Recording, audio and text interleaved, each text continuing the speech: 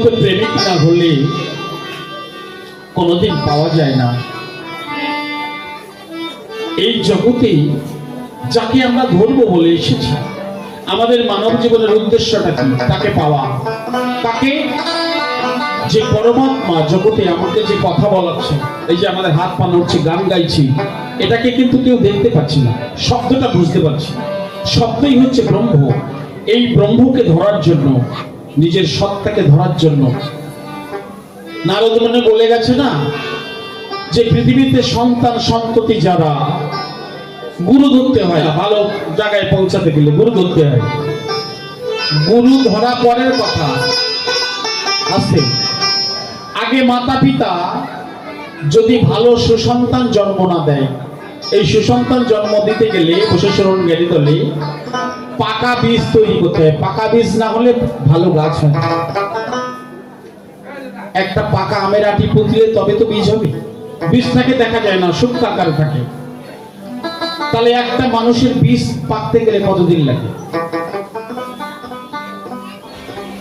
একটা মানুষের পাকা বীজ হতে গেলে যদি কোনো মা সেই ব্রহ্ম যে জমিটা, মায়েদের যে জমি গর্ভাশয়, এই যদি সুন্দর করে পাক না হয়, সেই মা যদি চরিত্রবান না হয়, সেই জমিটা যদি উর্বরতা শক্তি ভালো না হয়, ভালো সন্তান আসবে না। তুমি যতই গুরু বেটে খাবাও, কাজ হবে না। 100টা গুরু ধরলেও কাজ হবে না যদি পাকা বীজের পাকা সন্তান না হয়। গুরু ধরতে হয় এই কারণে, কন্যাকে শ্বাস থাকলে পায়খানা করতে হয়, কন্যাকে শ্বাস থাকলে প্রস্রাব করতে হয়। দিন তিথি নক্ষত্র ধরে সুন্দর দিন, যেমন আমরা ধান রুই বা যে কোনো একটা জিনিস রুই, গাছ লাগাই, একটা সুন্দর দিন দেখি না, পঞ্জিকায় অনেক সময় দেখে করি, কেউ বুধবার কি সোমবার ভালো দিন দেখে করে। কিন্তু যে সময় আমরা বীজ রোপণ করি মাতৃ গর্ভাধারে, তখন কি কেউ হিসাব করে বীজ দেয়? এই যে হিসাব করে বীজ না দেবে, সেই সন্তানে যদি হাজারো গুরুদেব তার পেছনে লাগান, সে কিন্তু মানুষ হয়, কারণ তার বীজটা তো কাঁচা। বুঝে যাচ্ছে? এই জন্য বাবা মাকে কেন মানে না? ওই সময় তো বাবা মা মেনে আনেনি। এই জন্য গুরু ধরার লাগে, চেতন গুরু, যে প্রেমিক গুরু, যার ভিতরে ঈশ্বর সত্তা, যে নিজেকে ধরে রাখতে পারে, যে নিজের সাধনা নিজে করতে পারে, তেমন গুরু দরকার। তাই বলছে,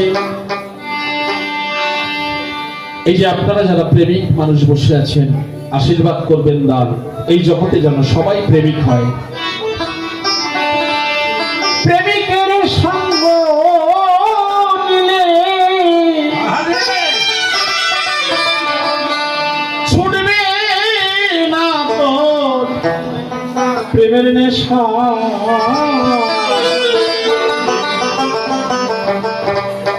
এই বীজ পাকাতে গেলে কেউ যদি প্রেমিক হয়, শরীরে তেজ থাকে না।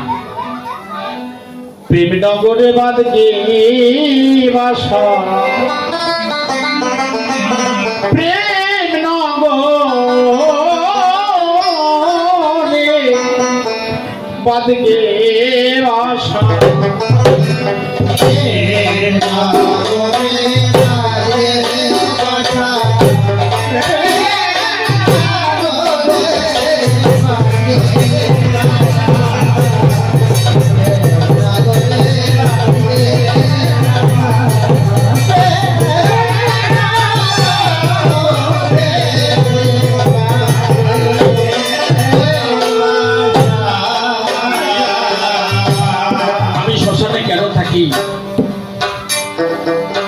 শ্মশানে প্রেম ছাড়া কিছু নাই।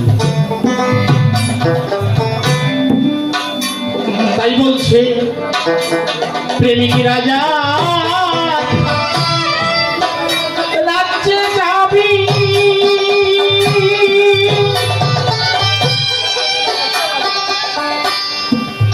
প্রেম প্রতিমা দেখতে পাবি,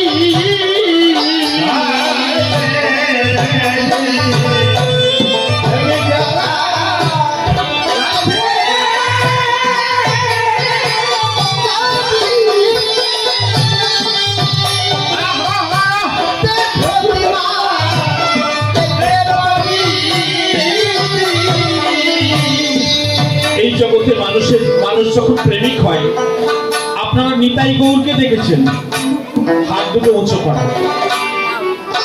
যদি কারো মনে হিংসা নিন্দা এসে যায় বা কেউ সাধনায় সাধু হতে চায়, প্রতিদিন 10 মিনিট করে কেউ যদি হাত উঁচু করে, আমরা যখন ধ্বনি দেই আপনারা সবাই হাত উঁচু করেন, আমরাও করি ওইটুক সময়, কিন্তু কেউ 10 মিনিট যদি এইভাবে হরিবল হরিবল হরিবল করে, তার কাম কামনা চলে যাবে। যদি অশ্রু ধারা বইবে তার 2 আঁখি নিরে,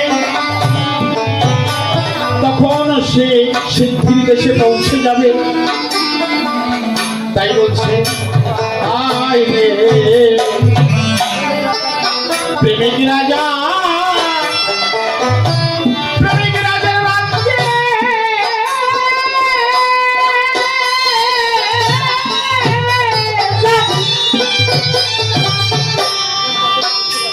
প্রেমের প্রতিমা দেখতে পাবি।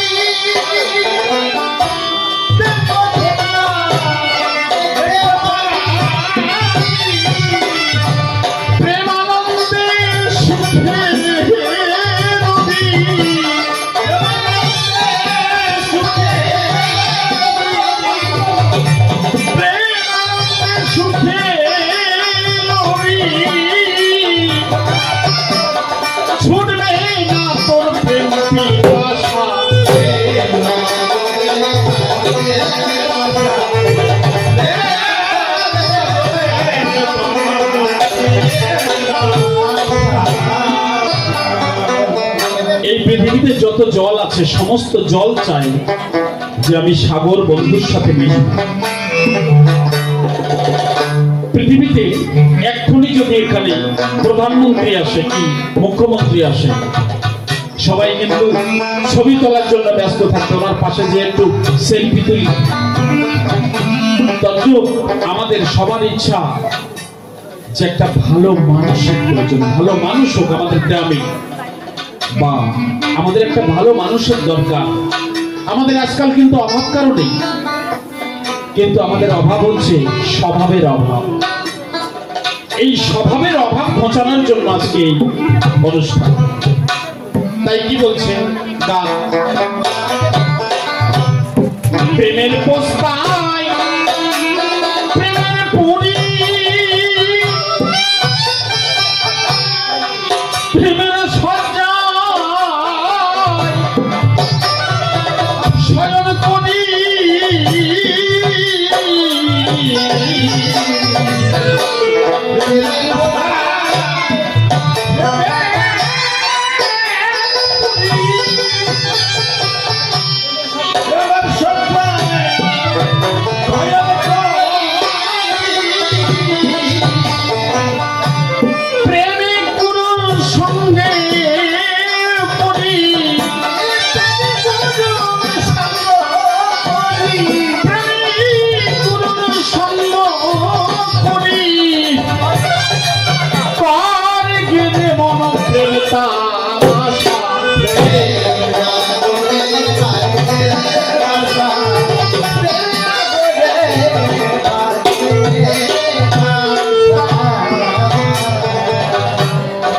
আমাকে একজন বলছে যে আমি একটা গুরু ধরতে চাই, ভালো মানুষ আছে। আমি বলছি শোনো বাবা, তুমি পৃথিবীতে ভালো মানুষ খুঁজে পাবা না, তার সেই ভালো মানুষ খোঁজা বাদ দিয়ে নিজে ভালো হয়ে যাবে।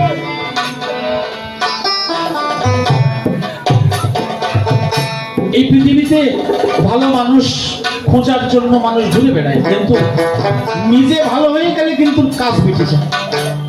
এটাই আমাদের দরকার। তাই বলছে হায় রে ওই মিলাইয়া প্রেমের মেলা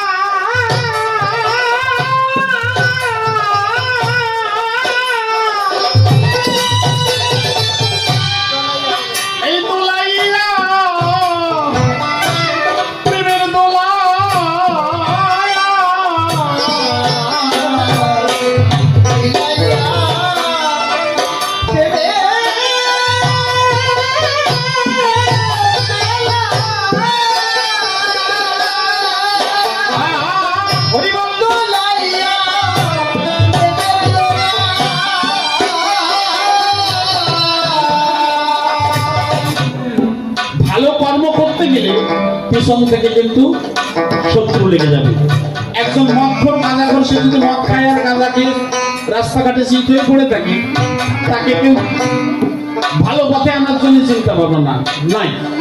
কিন্তু একটা মানুষ যদি ভালো কাজ করে, সেই ভালো কাজ করা মানুষটাকে কিভাবে খারাপের দিকে নিয়ে যাবে, এর জন্য অনেক মানুষ আছে। আপনি ভালো কাজে যাবেন, কেউ যদি ভালো কাজ করতে যায় তখন তার বদনাম করে ওই মিলাইয়া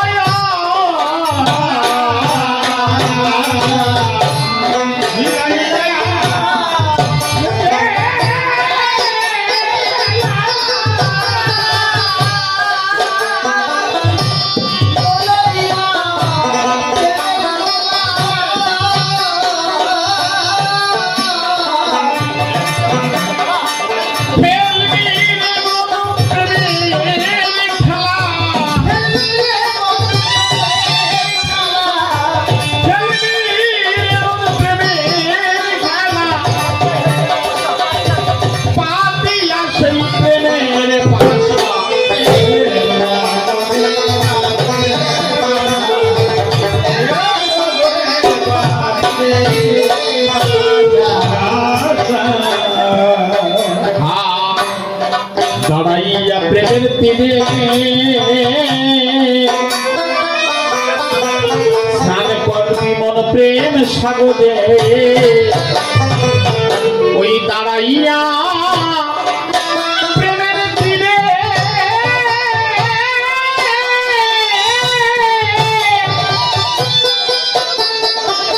স্নান করব প্রেম সাগরে।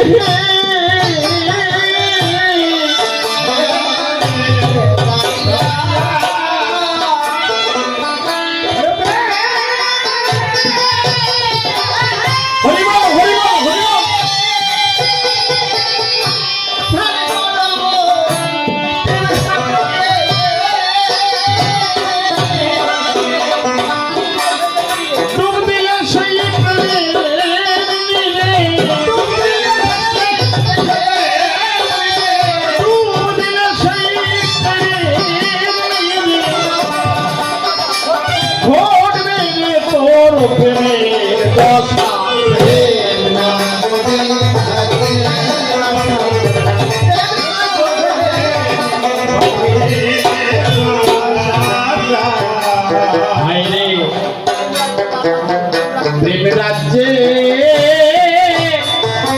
প্রেম রাজ্যের রাজা দিলি আমার হরি চাঁদ প্রেম শিরোমণি।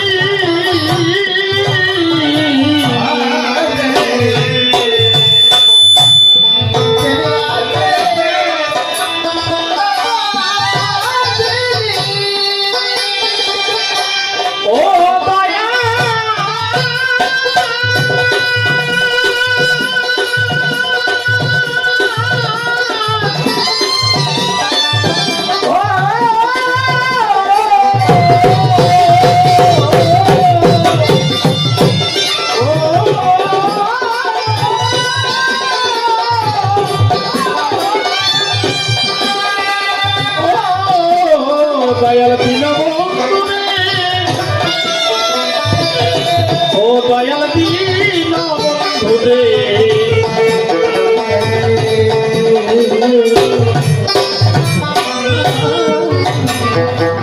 এই প্রেম রাজ্যে সকল হরণ করে পারে বলি হরি। আমার দেহের কাম কামনা স্বরের খুঁজে হরণ করে তাকে হরি বলা। তাই প্রেম রাজ্যে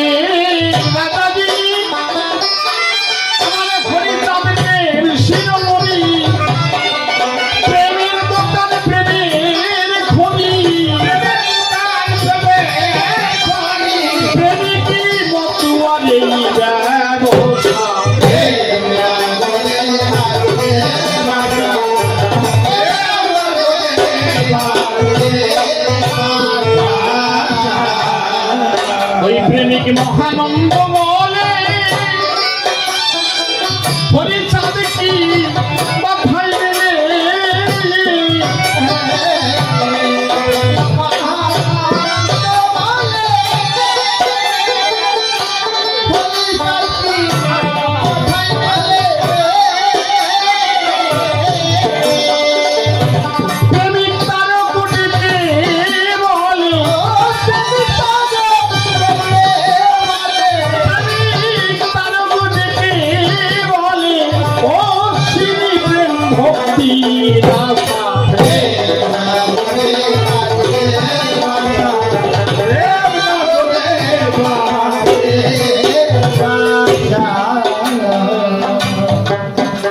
বলে মায়ের পূজায় মদ্য মাংস মৎস্য মুদ্রা মৈথুন কেন লাগে তাই। মদ খেলে কি মায়ের পূজা এই জগতে হয়? ব্রাহ্মণরা মদের জন্য ফর্দ করে দেয় গো, মদ্য মাংস মৎস্য লাগে তাই। কি কারণে লাগে পরিষ্কার বলিব সবাই। মদ্য সাধনা কারে বলে খুলে বলি সবা তলে, মিথ্যা কিছু নয়। তারণামৃত লাবণ্যামৃত কারণামৃত তিন ধারায় রস, এই ব্রহ্মরঙ্গা থেকে ছড়িয়া পড়ে। আল্লাহ দিব্যা উল্টা করে যে এক বিন্দু রস পান করিতে পারে। অমৃত এই পৃথিবীতে অমৃত মানে মুখামৃত, সাধারণ অমৃতটা মানে আমরা ভাত তরকারি যা খাই না কেন যদি ভালো করে লালার সাথে না মিশে হজম হয় না, হজম কিন্তু হয় না। তদ্রূপ আমাদের পরমাত্মার খাদ্য, এটা জীবাত্মা আমরা খাই, পরমাত্মার খাদ্য তারণামৃত লাবণ্যামৃত আর কারণামৃত। যেমন ঝাল লবণ আর তেল দিলে তবে একটা তরকারি হয় বা আলু সবজি যাই বলেন না কেন। তদ্রূপ পরমাত্মার খাদ্য হচ্ছে তারণামৃত লবণামৃত কারণামৃত রস। সেটা হচ্ছে যে ব্রহ্মচর্য পালন করতে পারে। আস্তে বুঝতে যাচ্ছে, অনেক সময় ভালো ভালো মানুষের ছেলে মেয়েরা খারাপ হয়ে যায়, মদ তোর কাছাকাছি হয়ে যায়। তাহলে এই মদ সেই মদ নয়। তারণামৃত লবণামৃত কারণামৃত তিন ধারায় রস অবিরত পরে সর্বদাই ব্রহ্মচর্য পালন করলে সেই রসের স্বাদ পাওয়া যায়। মাসে এক বছরে 12, কিন্তু আজকাল যে গুরুদেব হয়েছে, এক গুরুদেবের কাছে এক শিষ্য দীক্ষা নিতে গেছে, খুলে বলি আপনাদের কাছে। তা বলছে গুরুদেব কি আমি একটু দীক্ষা নেব। তা বলছে ঠিক আছে দেব। তা বলছে দীক্ষা নিতে গেলে আমার কিছু কথা মানতে হবে। বলে কি? বলছে মাসে একবার মায়ের কাছে যাবা আর বছরে 12 বার, তার চেয়ে যদি কমাইয়ে পারো। তা বলছে গুরুদেব হবে না, তুমি আরো উল্টে বলো দিনে 12, তার চেয়ে আরো বেশি পারো, না হলে আমি দীক্ষা নেব। তা বলছে তাই? তাহলে কি করা যাবে? তাহলে তুমি এক কাজ করো, ওগুলো যদি না পারো তাহলে অমাবস্যা পূর্ণিমা সেইগুলো, হ্যাঁ কি কর। এবার বলছে কি যে অমাবস্যা পূর্ণিমা হলি শিষ্য গুরুদেব বলছে যে অমাবস্যা পূর্ণিমা গুলো বাদ দেন।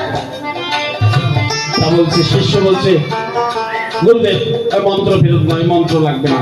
ওই সময় তো আরো বেশি দেখবে, পঞ্জিকায় দেখবেন লেখা আছে অমাবস্যা পূর্ণিমা একাদশী সংক্রান্তি মাসের শেষের দিন অষ্টমী তিথিতে এগুলো স্বামী স্ত্রী মেলামেশা করা যাবে না।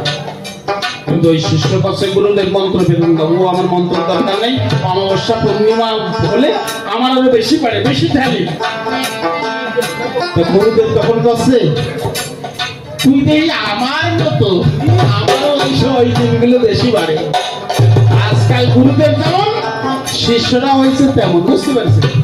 এই জন্য চরিত্রবান গুরু ধরে যেজন ত্রিধারার রস পান করতে পারে বসু ভাই,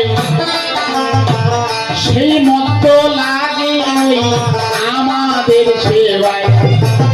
মানুষ না বুঝে বাজার দিয়ে রাম 3x রাম আর কি কি অফিসার চয়েস, ও তো বোতল পড়ে থাকলে আমরা বড় পড়ে দেখি কি কি আছে আমাদের জীবনে। আমি বিজয় হয়ে কথা বলছি, আমি চা পান বিড়ির স্বাদ কেমন আমি আজও জানি না, চার স্বাদ কিন্তু জানি না। চা পান বিড়ির কেমন স্বাদ আমি এখনো পর্যন্ত জানি না। অনেকে এই যে হরিসভা মহোৎসবে বা ভাগবত পাঠ শুনতে গিয়ে বিড়ি খায়, যদি কেউ নেশা করে আমি খুলে বলে আসলে আড়ালে করবেন, আমার বাচ্চারা কি শিখবে? বাচ্চারা যদি এইগুলো দেখে, বাচ্চাদের সামনে থেকেও আড়ালে খেতে হয়। কোন একটা জ্ঞানী গুণী মানুষ থাকলে তার থেকে আড়ালে খেতে হয়। যদি সে নেশা করে বসেছে, কি করবে? কারোর সামনে খেতে নেই, কেউ যেন জানতে পারে, তাহলে তার একটা ওজন থাকে। যখন দেখলে একটা বিড়ি খায়, কিছু গেলে যেখানে সেখানে কোনো ওজন নেই। মানুষের মতো ভাবনা চিন্তা তৈরি করতে হবে। তাই বলছে এইবার মদ্য সাধনা, এই মদ নয়, আমার এই ধারায় মদ যে এক মৃত্যু পান করতে পারে, সেই মদ লাগে ওই আমি বলি সবার ধারে। আরে বলে গেছে মাংস কেন লাগে গো, তোমাদের পূজায় সুন্দর করে ব্যাখ্যা করে বলিবে সবাই। মাংস সাধনা কারে বলে শুনুন জ্ঞানী গুণী, আমাদের ভিতরে একটা মাংস হার নাই যেখানে, সেটা হচ্ছে জিহ্বা। জিহ্বার ভিতরে কোনো হার আছে? এই বাক্য সংযমী, কম কথা বলতে হবে। বাক্য সংযমীকে মাংস সাধনা বলে। এই মানুষের কথাই বিষ, এই মানুষের কথাই আবার এমন একটা কথা বলবেন এক্ষুনি, আমি এমন একটা কথা বলবো আপনারা উঠে চলে যাবেন।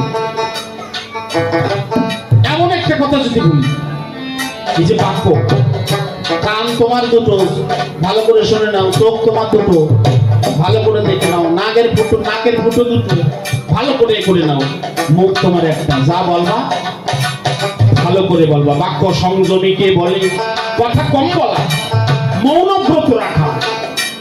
এই জন্য যারা সাধু তারা 3 বছর, কেউ 5 বছর, কেউ 10 বছর, কেউ 12 বছর বাক্য সংযমী করে মৌন ব্রত। অনেকে ভাত খাওয়ার সময় কথা বলে না। এই যে মৌন ব্রত থাকাকে মাংস সাধনা কয়।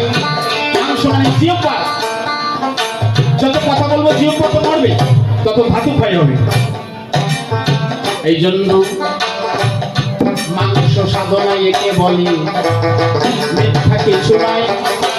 মৎস্য সাধনা এই জগতে কাকে বলো কয়,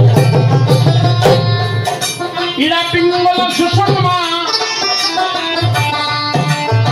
এই যে এখন দেখুন এক নাকে কম বেশি আছে, সবার দেখুন এক নাকে কম বেশি আছে না, আসতে। তাহলে এক নাকে যদি কম বেশি থাকে, বা নাকে শ্বাস দেখে মারি চেপে যেজন প্রস্রাব করে তার জীবনে ধাতু ক্ষয় হয় না, এবং দাঁত বুড়ো বয়স পর্যন্ত ভালো থাকে। ডান নাকে শ্বাস রেখে যে পায়খানা করে তার পায়খানা ক্লিয়ার হয়। এই শ্বাসের সাধনা ইরা পিঙ্গলা শোষণ মা। আমরা যে স্বামী স্ত্রী মিলনে যে পিতৃসত্তা আউট হয়, এটা নামে কোথা থেকে? শোষণ নারী শীত ডানা থেকে। এই যে পিছনে আমাদের শীত ডানা আছে না, দেখবেন বুড়ো হলে, বয়স হয়ে গেলে মাজায় ব্যথা, কেউ পুজো হয়ে যায়। কেন? আচ্ছা আমি শিব গোসাই, আমার একটা পা দেখেছেন, আপনারা দুটো পা দেখেছেন? আমার শিবের দুটো পা দেখা যায়, একটা পা দেখা যায় না, আর একটা পা কোথায়? ওই যে কুলকুণ্ডলিনীর কাছে লিঙ্গদানের 2 আঙুল নিচে, গুজ্জদানের 2 আঙুল উপরে, ওইখানে শিব গোসাইয়ের আর একটা পায়ের গোড়ালি থাকে। তাই ওই সাধনা করি আমি সর্বদাই, ওই যে শিব গোসাই। এই জন্য পৃথিবীর সত্তা অটুট হয়ে যায়, ভিতরে পাওয়ার থাকে। বুঝতে যাচ্ছে?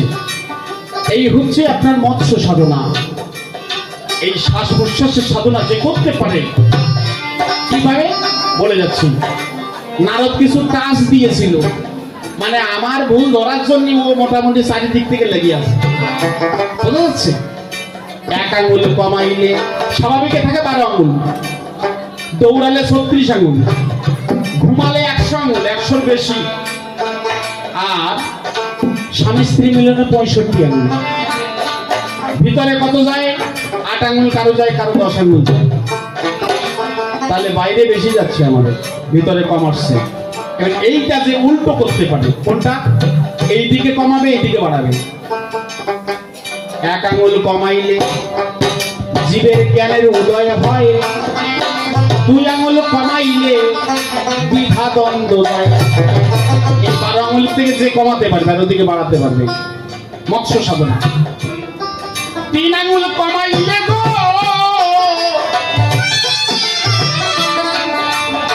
মায়েদেরও শোনার দরকার আছে। বাবারা কুপথে যাবে কেন? বাবাদের বলতে হবে, তোমরা আমাদের গর্বে ভালো মহামানব দাও, ভালো সন্তান দাও, সাধনা করো।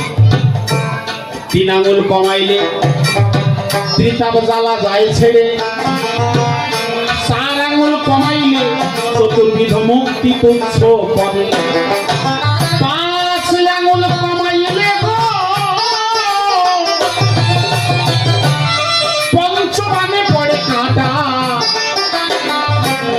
6 আঙুল কমাইলে যায় সররি পুরলাটা। তাহলে এই যে 6টা রিপুর যে ঘটনা, তাহলে পঞ্চবান মদন মাদন শোষণ স্তপন মোহন, আমরা একে চন্দ্র পড়েছি, 2 পক্ষ 3 নেত্র 4 বেদ পঞ্চবান পড়েছি না? এই ব্যাখ্যাগুলো যদি সন্তানরা না জানে তাহলে কি পড়লাম? এই যে উত্তরায়ণ চলছে এখন, মাঘ মাসের প্রথম থেকে মাঘ ফাল্গুন চৈত্র বৈশাখ জ্যৈষ্ঠ আষাঢ় শ্রাবণ ভাদ্র মাস পর্যন্ত আপনার চলবে। শ্রাবণের আগের দিন পর্যন্ত এই উত্তরায়ণ চলবে 6 মাস, আবার দক্ষিণায়ন চলবে। তাহলে কোন আয়নে সন্তান জন্ম দিলে কোন আয়নে আসবে? ভূমণ্ডলে। দেখবেন অনেকে দক্ষিণায়নে মৃত্যু হয়, অনেকে উত্তরায়ণে মৃত্যু হয়, অনেকের জন্ম উত্তরায়ণে হয়, অনেকের জন্ম দক্ষিণায়নে হয়। এইগুলো হিসাব করে যারা সন্তান আনে সে সন্তান, এইগুলো হচ্ছে আমাদের আত্মসাধনা, এই পঞ্চমাকরের ভিতরে পড়ে।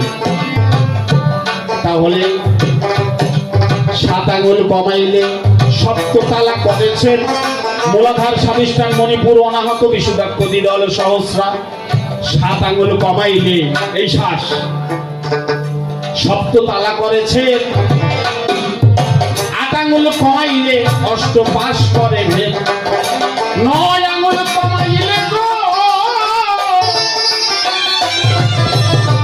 নবদাগের কপাটা আটা, 10 আঙুল কমাইলে যায় 10 ইন্দ্রিয়ের লেখা, 11 আঙুল যে কমাইতে পারে সেই দিব্য চক্ষে দিব্য মুক্তি কনে দর্শন। 11 আঙুল। আমি একজন ভালো মানুষ পেয়েছিলাম আমার জীবনে, আমি বিজয় হয়ে কথাটা বলছি, বাংলাদেশ তুলসী গোসাই। উনি ঘুমিয়ে আছে, আমি নাকে তুলো ধরলাম, ওনার শ্বাস বাইরেও যায় না ভিতরেও আসে, সমান। কত বড় সাধক! জলের তলায় 3 ঘন্টা 4 ঘন্টা থাকতে পারে। উনি আমাকে মাথায় হাত দিয়ে আশীর্বাদ করেছিল যে বিজয়, তুমি যে যন্ত্রে হাত দেবা সেটা বাজবে, যে কোনো যন্ত্র। এগুলো কিন্তু গুরুর আশীর্বাদ। এই জন্য চেতন গুরু যে জন ধরতে পারে,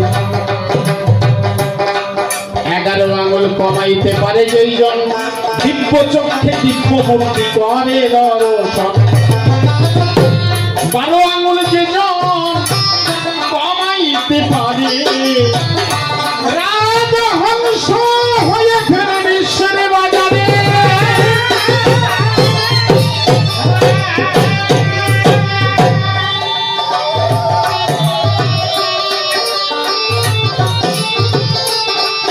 আমি শিব গোসাই, আমি এই সাধনা করি, আমি পরম বৈষ্ণব হয়েছি। তাই ও বলে তুমি কি নাম করছো, ওই নাম ভুল হয়েছে, মনে নাই। আমার এই গোড়া পর্যন্ত কিন্তু আসতে দেয় নাই, বলে তুমি কি নাম করছো ওটা তোমার মনে নাই। বুঝে যাচ্ছে? তাহলে এটা হচ্ছে মৎস্য সাধনা গেল। মাংস গেল, মৎস্য গেল, এবার কি মুদ্রা। মুদ্রা সাধনা কাকে বলে খুলে বলি সবার তলে। গরু পায়খানা করে দেখেছেন? পায়খানা করার পরে পাছাটা কেমন করে? এরকম করে না? তদ্রূপ মানুষের কুলকুণ্ডলিনী যেখানে থাকে, হরি হরি হরি হরি হরি হরি হরি বৈঠর সাধনা কারে বলে? বলবো সবার ঠাঁই। এই ভক্ত সঙ্গ করে যখন জীবাত্মার সাথে পরমাত্মার মিলন, আমার দেহে ভক্তকে জ্ঞান বিবেক বুদ্ধি ভক্তি, এই বিবেকে যখন জ্ঞানের সাথে ভক্তির সাথে সমস্ত সবার সাথে মিশ্রিত হয়ে যাবে, জীবাত্মা যখন পরমাত্মার ওই যে সঙ্গ লাগে, তখন একাকার হয়ে যাবে। যেদিকে তাকাবে হা কৃষ্ণ গোবিন্দ বলবে, কেউ বলবে হরি বল। যেদিকে তাকাবে সেদিকে, যেদিকে ফিরে রাখি সেই দিকে দেখি সখী হরিময় জগৎ দেখতেছে। তখন তার ভিতরে হরি ছাড়া আর কিছু দেখা দেবে না। তখন তার জন্ম মৃত্যু একই সমান হয়ে যাবে। আমি করি সেই সাধনা। আমাদের পূজায় এই মদ, এই মাংস, এই মৎস্য, এই মুদ্রা, এই মৈথুন লাগে। কলির মানুষ না বুঝে তারা মদ্য সাধনাকে মদ ভেবে নিয়েছে। তারা মাংসকে পাঠা বলি, আবার বলছে পাঠা বলি কেন দেয়? আমার দেহের ভিতরে যে 6টা পাঠা রয়, কাম ক্রোধ লোভ মোহ মদ মাৎসর্য তাদের পথ, সেই পাঠা বলি দিতে বলেছে।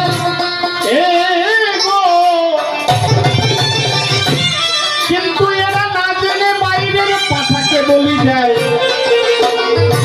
সেই কারণে আমার মনে ওই হয়েছে সংশয়।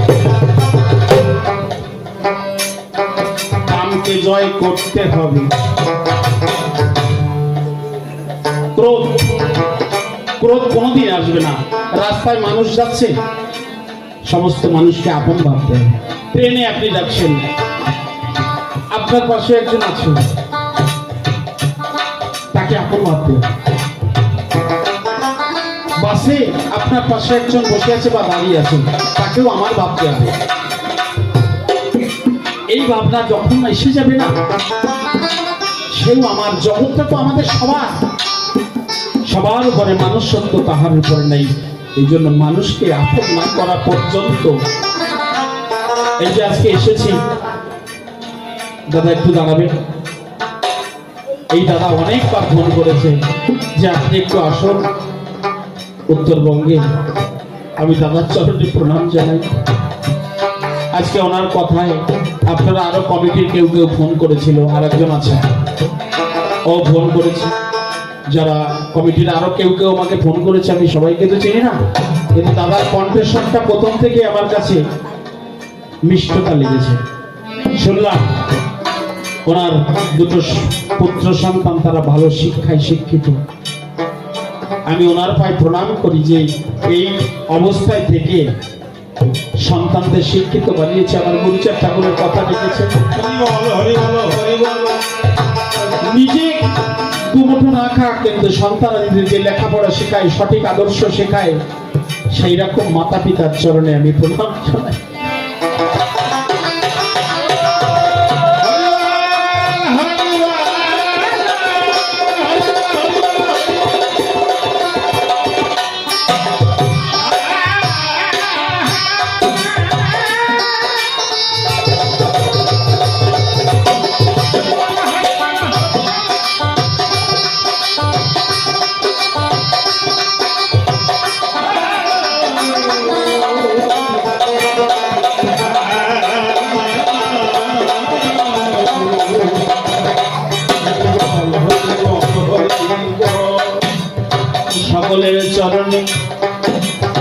উনি যে কয়েকটা প্রশ্ন দিয়েছিল তার জবাব পেলে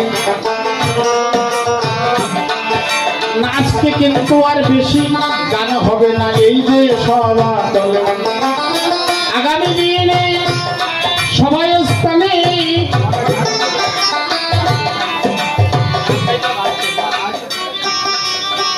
সুন্দর সভা হবে। আগামী দিনে 4টের সময় আপনারা এখানে এসে যাবে। আগামী দিনে 4টের সময় শুরু হবে আমাদের কবি গান। পরিষ্কার বললাম আমি এত সভ্য সভা।